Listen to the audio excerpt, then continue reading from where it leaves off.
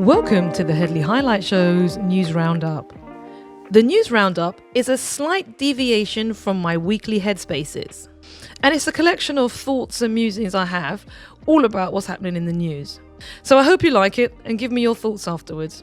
Don't forget to make a donation, jump all over the YouTube at denisehedley.com, and you can do the same at my website. I'm very partial to 3 Wings and Chips and also a bit of Bitcoin if you're feeling particularly generous. I'm trying to get to 3,000 subscribers, so do help by subscribing. Click the bell notification and select all. Right, that's all the preamble done. So let's jump straight into my first story this week. Now, 2025 is a really important year for elections. It's the year that most countries on the globe had an election. And last week there was an election in Tanzania. Don't forget, a week or two ago, I spoke to you about what happened in Madagascar. I call it the Ibrahim Traoré effect. Effectively, people are saying, we just don't want to work with these systems no more, and we are going to have community cohesion, but coming from the ground up. Often described as chaos for the elites, but for the community, it's courage and cohesion. So what's happened in Tanzania is this. The previous leader passed away and his deputy took over. She was one of the first females to run the country as a leader. She came in and she was somewhat progressive according to Western standards. But now there's an election, and what's happened is opposition leaders, just very much like what happens in most democracies where people want to hold on to power, they close down the access to the internet, arrest opposition leaders, and basically just go around unaliving protesters or anyone who doesn't agree with that. And what happened is this individual, she has received 97% of the vote. The vast majority of the community said, look, we're not taking this. And they basically came onto the streets in mass, which is one of the powers of ordinary people who don't have, military power or, those kind of social power. One of the huge powers we have is our collectiveness in a space. And that's what they did. They basically came onto the streets, and the government then responded with curfews, lockdowns, trying to erase the internet so that no one could communicate. And they realized that they were losing control. They then decided to flee the country. And the residents, not the local community, they actually went to the airport and prevented planes from leaving. So the elites were not able to leave, like what happened with Madagascar when the leader just, France sent a plane for him. He jumped in, off, and now he's in Dubai or somewhere else, getting a massage and working out how he can go back and live the life of avarice, greed and indulgence. So essentially that's it. So I'm going to bring you a content provider, and they're going to give you a bit more detail about it. But the point is this: you've not heard anything about it. I guarantee you it's not been on any of your legacy media or corporate radio stations. You don't know that it's probably being described to you as a coup, on dismantling democracy, when in fact it's nothing of the sort. People are effectively regaining their sovereignty over their lives and their lived experiences, and they know that these structures and these narratives don't benefit them, so they're reclaiming them. And that's what I see that is. But you've not heard about it anywhere, because you're not going to hear about these things, because you're constantly being distracted with other issues, so that you're not tying all these dots together, because the world is going through a period of flux. And it's a period for optimism. Even though it might seem, dire, things are changing for the better. So let's listen to these creators so they can give you just a bit more insight into what's happening in Tanzania.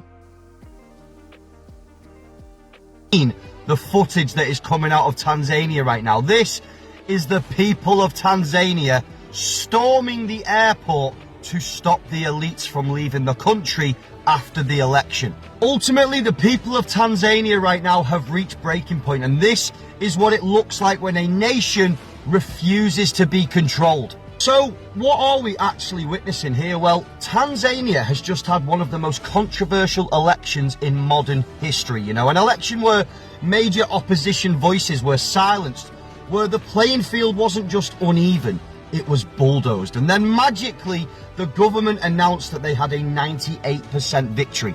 98%. You don't even get 98% of the people to agree on what colour the sky is, never mind a national vote.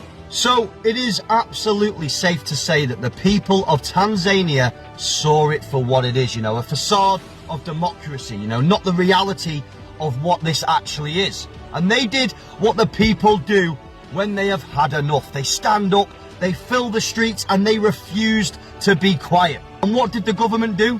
They responded with power. Curfews, roadblocks, armed forces, internet shutdowns, complete information blackout. Because when you fear the truth, you silence the world.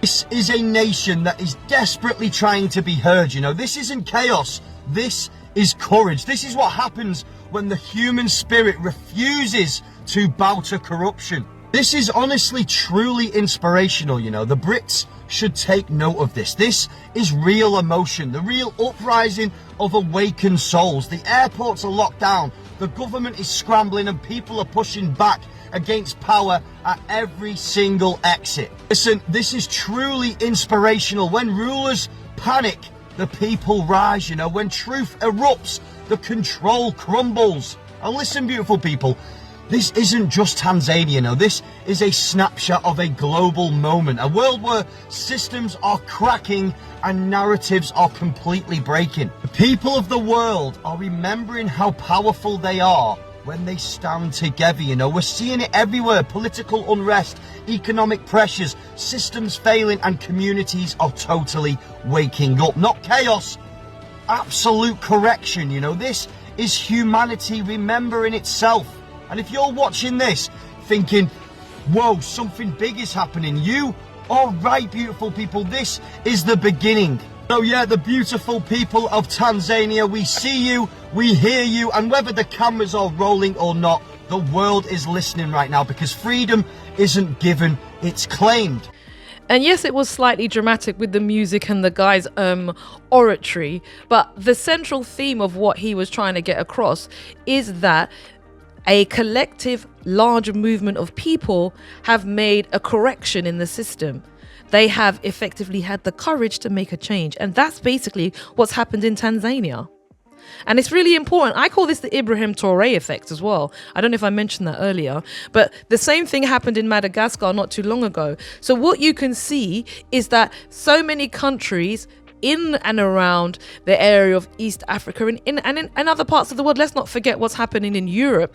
They're trying to have their own leaders come forward who, though the local community want to pick, but invariably those people are told that they can't pick those particular leaders because the European Union doesn't like them. So this is not something that's just going to be affecting one part of the world, Tanzania, Madagascar, Mali, Burkina Faso. This is something that I think is going to be affecting everywhere else.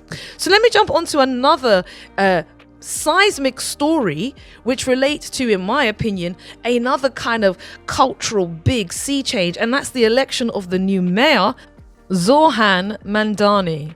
He's the youngest elected individual, I think, in American history. He's 34. He's the son of an immigrant. He's South Asian. He's also a Muslim, the first non-Christian Muslim mayor of New York. And he ran on an anti-Zionist ticket. His nearest contender, Mr. Como, embroiled in various scandals, was the loser. He was not backed by the Democratic Party, for all those people who are listening who are some of my American listeners. Obama didn't back him. That's not quite correct. The establishment did not back Zoran. But this, in my opinion, was their mistake. He won anyway. Trump says he's a communist, but he is an embodiment of a sea change of an opinion around the question of Zionism and the need for local facing politics. So basically, stop funding the Ukraine, stop funding Israel, stop funding all of those activities outside of our borders. I'm going to be an inward focusing mayor. A political dynasty.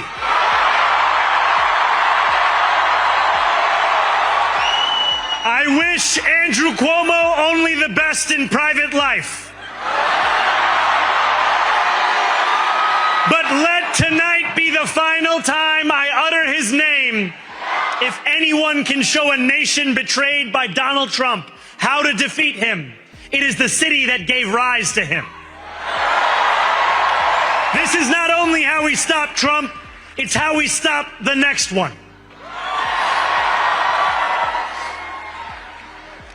So Donald Trump, since I know you're watching, I have 4 words for you. Turn the volume up. New York will remain a city of immigrants, a city built by immigrants, powered by immigrants. And as of tonight, led by an immigrant. My G, quiet in it, my G. Woo! Talk about fire in his belly. So hear me, President Trump, when I say this. To get to any of us, you will have to get through all of us. When was the last time you heard a politician rouse your interest in that way? I'm just trying to put my mind on that.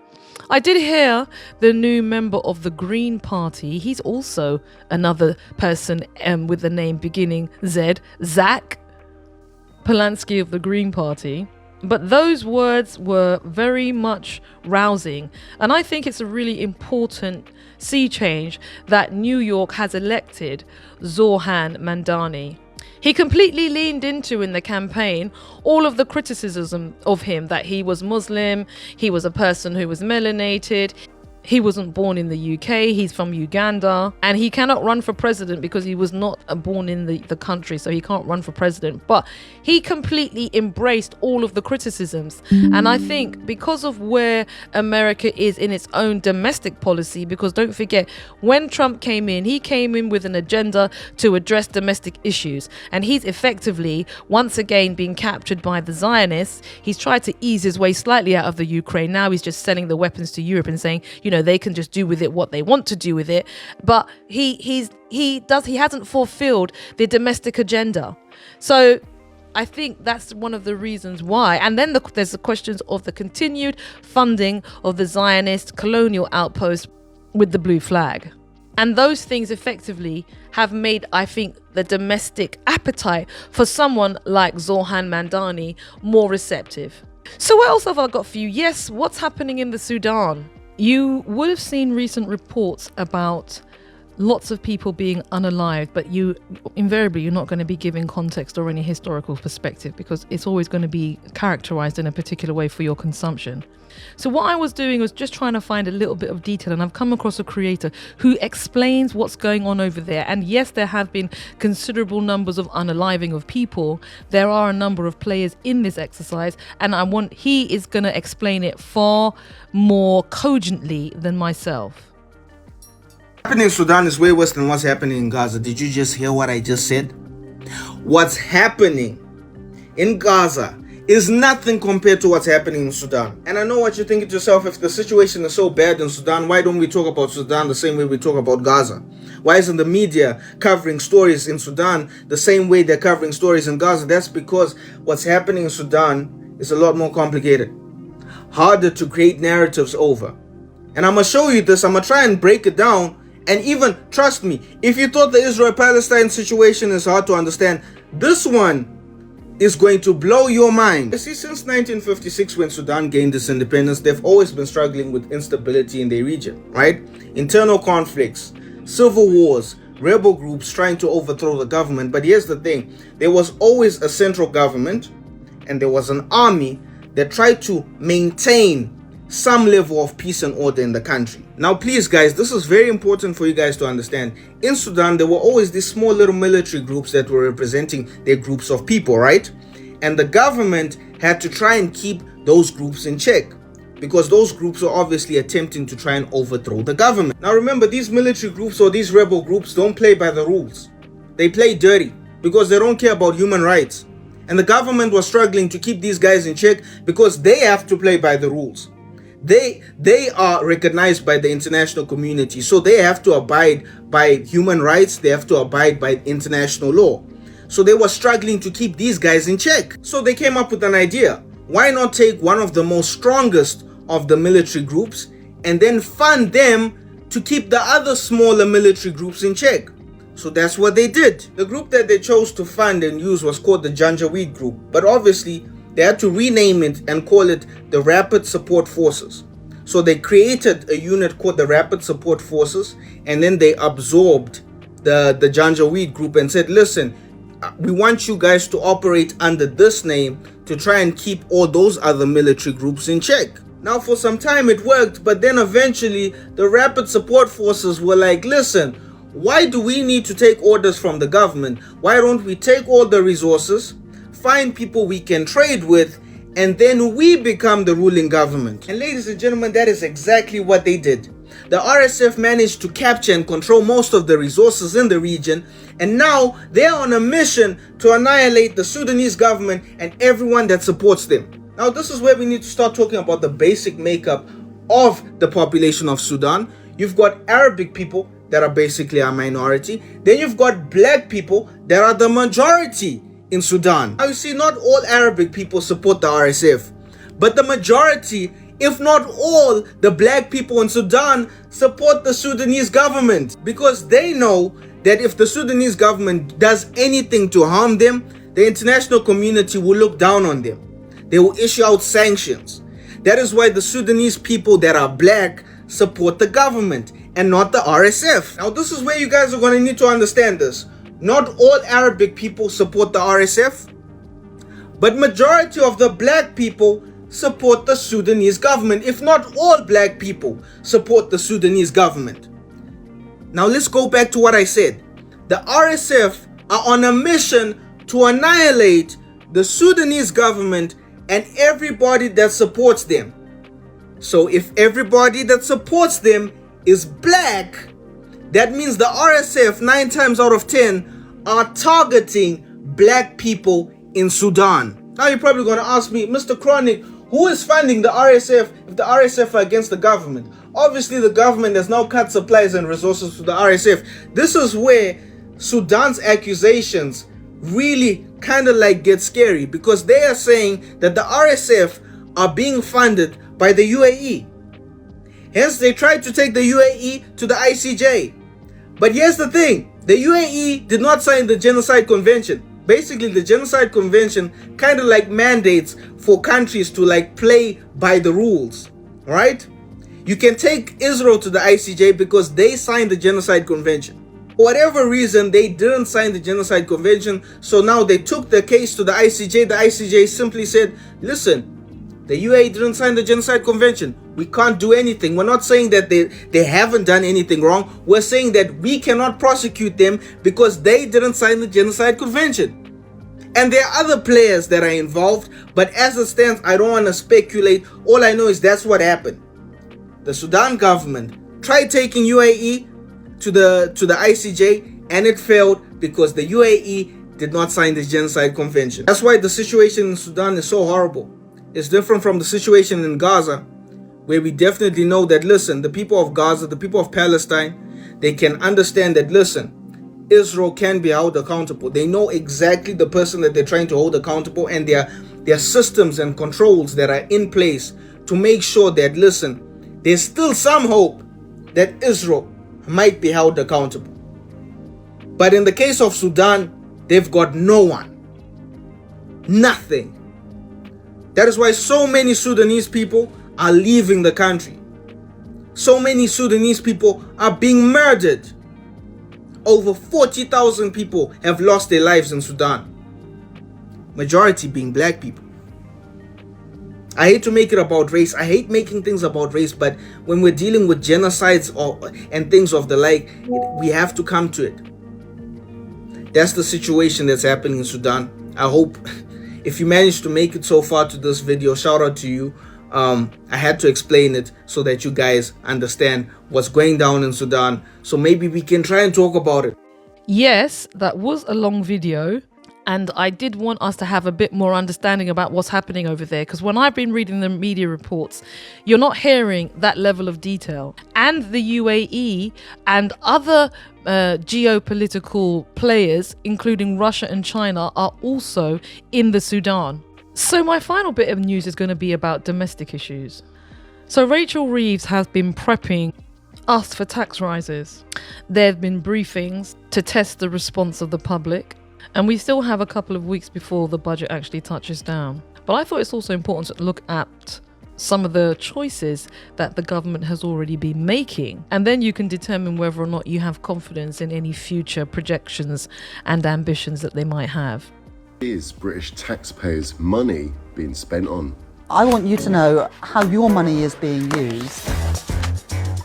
A budget is when I update you as Chancellor on how our economy is doing, and I'll be setting out the tax policies, how much people will need to pay in on what taxes, but then also crucially how that money will be spent and how my choices are aimed at making life better for everybody in our country.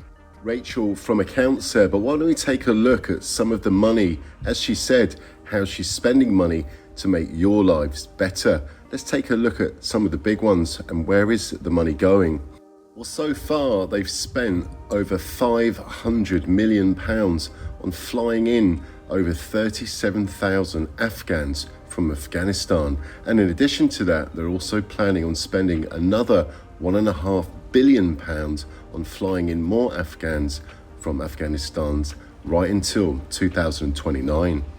They've also spent £15 billion on housing people in hotels, and they've recently announced that they'll be spending another £10 billion on accommodation right until 2039. They've also spent £21.8 billion on Ukraine. Did you hear that? 21.8 billion on the Ukraine. And that conflict's only been going, for 4 years? But they spent more on that than they have on welfare benefits, education provision, support for our hospitals, childcare credits, road maintenance, adult health and social care budgets, In 3 years, they've spent more on that conflict than the entire community's public service provision. Just let that sink in. They've also said they'll continue to pay billions every year for as long as it takes. They've also spent £15.8 billion on foreign aid. And so far they've spent £7.9 billion on welfare payments to foreign nationals. This creator doesn't tell you how much money has been spent on non-foreign nationals, which is interesting and somewhat skewed. I wanted to pick that up before he went on to other points. On public sector pay rises, and another £22 billion on carbon capture, £38 billion on the Chagos Islands, the island that used to be a British territory, but Rodney decided to give it away, which cost the taxpayer £38 billion. And £11 billion on international climate change. And hundreds of other projects on the go, hundreds of millions of pounds being spent. For example, £70 million to international farmers, £100 million to a Turkish glass company, and more recently, £111 million to Pakistan to help them with contraception and family planning. I must admit that list is going to give a particular impression that the UK is essentially looking after everybody else but its own citizens. But the other important message, which I'm hoping you took from it other than that subtext, is the spending ambitions of the government. They can decide where they want to spend their money, and you as a citizen should see the benefit of that. But if you look at some of those figures, especially around their funding for the Ukraine and for war, and also this whole question of carbon capture, how effective is that? I think we should be looking slightly in a suspect way at what's coming out from Miss Rachel Reeves. Now, this has gone on for, my God, this is 24 minutes. So I'm going to call this news roundup to a head. There are some other issues obviously going on about, Andrew, the detitled prince. That's been rumbling in the news this week. There was the question around the Algerian man who was released from prison and the performance of David Lammy. Many people felt it was below par. I think he was like any other politician. He evaded answering the questions. That was nothing to do with multiculturalism. That's everything to do with him being a politician and not seeking to want to take on responsibility. David Beckham was knighted. He absolutely worked hard for that. And something else I came across this week, the question of facial recognition. I think a number of stores that we visit frequently are using facial recognition. And unbeknown to us, we don't know that. But what they do is they display that they use CCTV and they give you a picture of a face. But they don't actually say they're using facial recognition in the store. And I thought to myself, how do you feel about your local shop using facial recognition in the shop and not actually stating it clearly to you that I'm using facial recognition? Get it deleted. So really important, if you don't understand, right, your phones, you're using face recognition on your phone, and if these hackers are capable of doing it, they can access your phone without your face and therefore have access to all of your data and access to everything that your face is used for. So go to the stores, I'll tell you the list in a minute. Ask them for a data subject access request, SAR, but this one's data related, right? And they have to give you that information. Ask them exactly what they hold, but they won't be able to do it because can you imagine how much data they're collecting at the moment? And it's going to be difficult. They don't have the systems, the logistics in place to give you the data that you're asking for rightfully and legally. So if they can't give it to you, after a period of, I think, 4 weeks, you have a right to claim compensation off of them. They might even just offer it to you there and then. If they don't, then you can escalate it to the next level and they'll tell you exactly what it is. But the first thing is to make the request for the data. So do it now. And these are the ones. You've got Sainsbury's. They started using it in September 25. Home Bargains, Asda, Sports Direct, Cost Cutter and Flannels. I don't even know who Flannels are. Anyway, if you've been to any of these stores, get onto their websites and ask them for the data. And when they don't give it to you, you got yourself a little nest egg of compensation that is rightfully yours, because why have they even got your bloody data, especially your biometrics? It's dangerous in the wrong hands. So were you aware of that? Apparently, according to this creator, Sainsbury's started rolling it out in 2025. So when you go to get your petrol and you go and buy, I don't know, your Dairy Lee and a packet of Walker's Crisps and some baked beans, are your facial biometric data being kept by Sainsbury's? Is it being kept by Sports Direct? Is it being kept by Home Bargains and Costco? And do you now have to walk around wearing a balaclava? Yeah? So that people don't just at random capture your biometric data. I'm going to keep a watching brief on this one because in addition to the digital, the Brit coin, which is the digital pound coin that's coming, or the digital pound that's coming in, you're looking at digital prison effectively. You know, if you don't comply, you could effectively be unplugged from the system. You know what I'm saying? Can't go into this shop, we recognize your face. Can't use the transport, sorry, you don't have the right credits. You're not allowed to go here, you can't buy this. You've already had sufficient enough of your portion of particular items because you've used up your carbon credits for this month. This is not looking good to me, people. Anyway, I'm going to find out a little bit more about this. You do too. Jump up all in the comments, like, share and retweet, and also keep me updated with things that, you know, maybe I don't come across. You know what I'm saying? Please, people, this is a community. Share your stuff with me.